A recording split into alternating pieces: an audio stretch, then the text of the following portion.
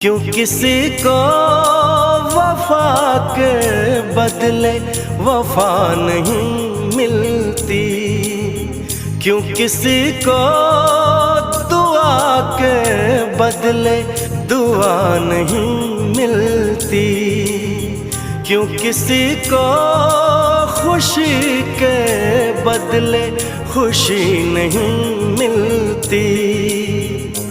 ये प्यार में क्यों होता है, ये प्यार में क्यों होता है,